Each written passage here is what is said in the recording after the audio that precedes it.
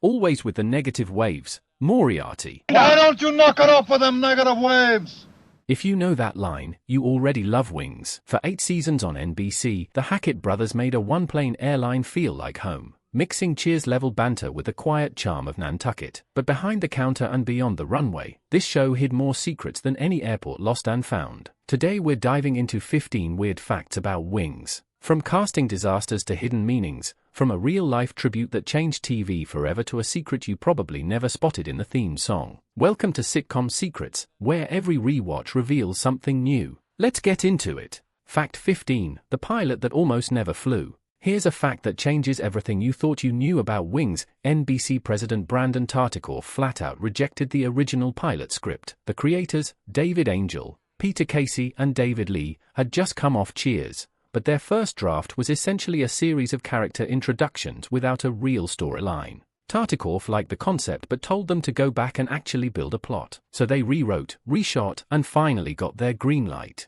Without that rejection, Joe and Brian Hackett might never have left the hangar. Sometimes a network executive saying not yet is the only reason a show ever gets off the ground. Fact 14, the working title that never took off. Here's one that stops most fans cold. Wings almost wasn't Wings at all. For months the show carried the working title Blue Skies, and the producers had a very specific plan for the opening credits. They wanted to use the Irving Berlin classic Blue Skies as the theme song, but with a different singer performing it every week. The idea was to make each episode feel fresh while keeping the same nostalgic tone. In the end they scrapped the rotating vocalist plan and stuck with an instrumental piece instead. But for a brief moment in development, a different singer was supposed to welcome viewers to Nantucket every single Thursday night. That idea never got off the runway, but it gives you a glimpse of how close this show came to sounding completely different. Fact 13, the 1-hour finale that got split in two. Here's a fact that surprises even longtime fans. The series finale of Wings was the only hour-long episode in the entire 8-season run.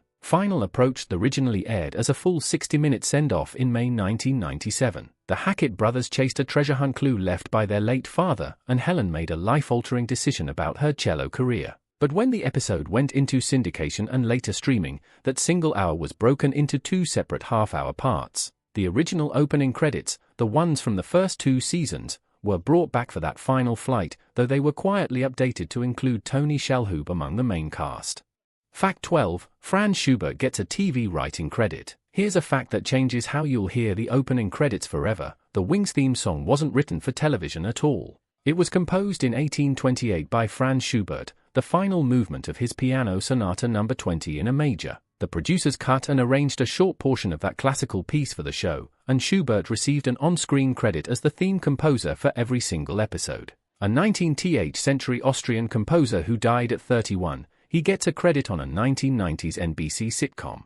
That's not just trivia, that's a time-traveling legacy. Sometimes the best theme music isn't new, it's just old enough to feel timeless. Fact 11, the real-life naval base behind the fictional airport. Here's one that changes how you picture the setting. Tom Nevers Field wasn't a completely made-up name. The show's fictional airport borrowed its name from a real location on Nantucket, the Tom Nevers Naval Facility, a United States Navy installation that operated on the island until 1976. After the Navy left, the site became a park and sports complex. So while no plane ever lands at the real Tom Nevers Field, the name carries a legitimate piece of military history. Exterior shots for the series were filmed at the actual Nantucket Memorial Airport, which is why the island always looked so authentic on screen. The Hackett brothers flew out of a name with a past much deeper than any sitcom.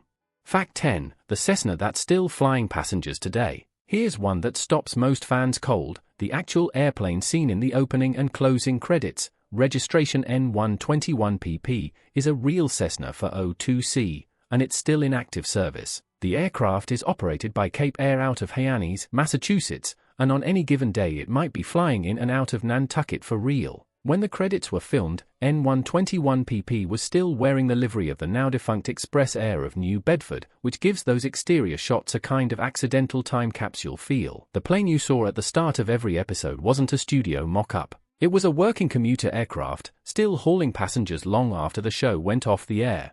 Fact 9, a Lebanese actor playing an Italian cab driver. Here's a fact that changes how you see Antonio Scarpacci. Tony Shalhoub, who played the lovelorn Italian cabbie for 6 seasons, was born in Green Bay, Wisconsin, to a family of Lebanese descent. His father was a grocery wholesaler, his mother came from a large Lebanese-American family. But on Wings, Shalhoub performed a heavily accented Italian character with enough charm that viewers never questioned the authenticity. He first appeared in a tiny guest role as a waiter in an Italian restaurant, and the producers liked him so much they brought him back as a completely different character, this time as a regular.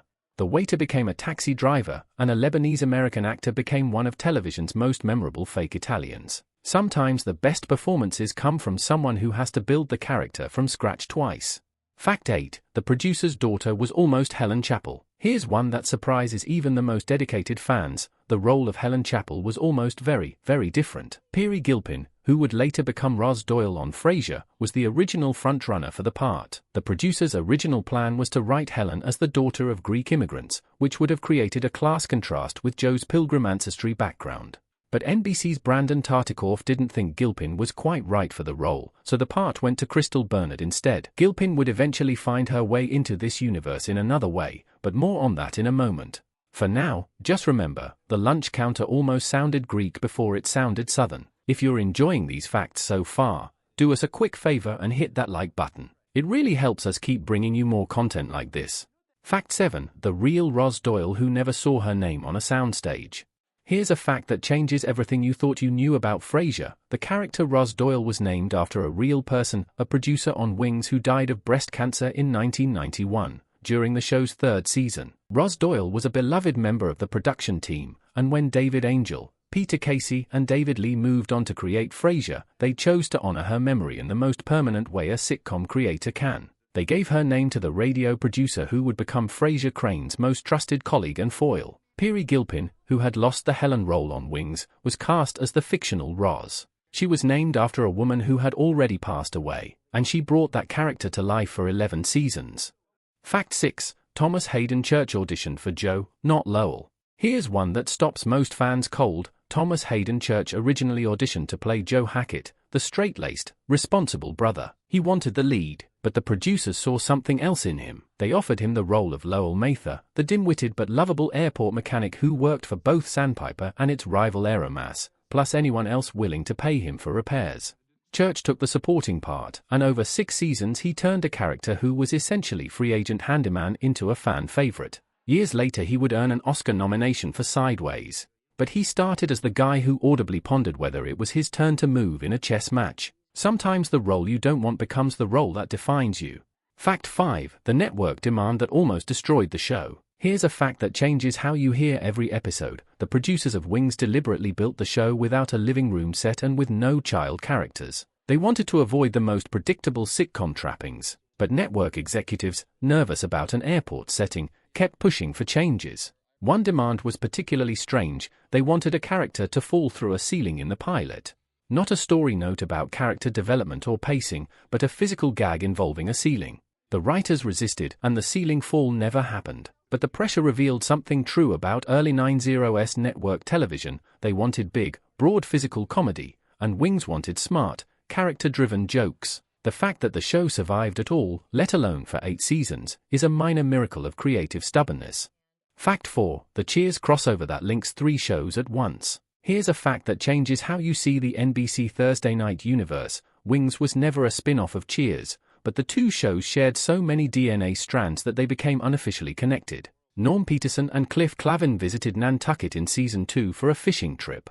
Frasier and Lilith Crane flew in for a self-esteem seminar in Season 3, in an episode appropriately titled Planes, Trains, and Visiting Cranes. Rebecca Howe also made an appearance. That means Wings sits right in the middle of a shared universe that includes Cheers and Frasier, 3 shows from the same creative team, with characters crossing over without ever feeling forced. When Frasier walked onto the tarmac at Tom Nevers Field, he wasn't just making a guest appearance. He was quietly confirming that all 3 shows existed in the same reality.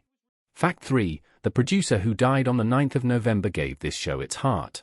Here's a fact that changes everything. David Angel, co-creator of Wings, was on American Airlines Flight 11 on September 11, 2001. He and his wife Lynn were returning home from a vacation on Cape Cod when their plane was hijacked and crashed into the North Tower of the World Trade Center. Angel had already built an extraordinary career. He wrote for Cheers, co-created Wings, then co-created Frasier, but everything he made was rooted in the kind of character-first storytelling that Wings perfected. The Hackett brothers argued with warmth, Lowell fixed engines with a slow drawl innocence, and Faye Evelyn Cochran smiled through every crisis. That tone, warm, smart, never cynical, came directly from Angel. When you watch Wings, you're watching the sensibility of a man who believed that sitcoms could be both funny and kind.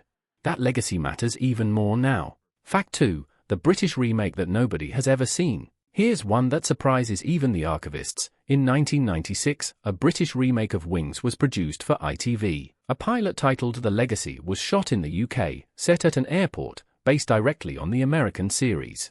But the pilot never aired. It was never released in any form, not on television, not on home video, not on streaming. According to the British Comedy Guide, the project was made but never released publicly in any form. That means there is a full episode of a Wings remake sitting in a vault somewhere, unseen by the public for nearly 3 decades. No one knows if it was good or terrible. No one knows if the casting worked. All anyone knows is that somewhere, on a shelf, another version of Sandpiper Air exists, hidden from every single fan. Sometimes what you can't see is just as fascinating as what you can. Fact 1, the worst audition got someone the part of a lifetime. Here's the strongest fact of all, and it changes everything you thought you knew about casting. Piri Gilpin lost the role of Helen on Wings because a network executive didn't think she was quite right. But years later, when David Angel, Peter Casey and David Lee created Frasier, they remembered her. They created a character named after their departed Wings colleague Roz Doyle, and they gave the role to the actress who had almost been Helen. The woman who wasn't right for Nantucket became the radio producer who anchored Frasier Crane's show for 11 seasons. She got a different part, in a different show, named after a different woman entirely. That's not just a casting story, that's a Hollywood irony so perfect it could have been written for television. Sometimes the worst auditions still get you close, just in a different zip code. If you made it this far without turning off the video, you've officially earned your spot in the club. Hit subscribe and the like button, and tell us in the comments, which of these 15 facts surprised you the most. Until next time, this is Sitcom Secrets, where every rewatch reveals something new.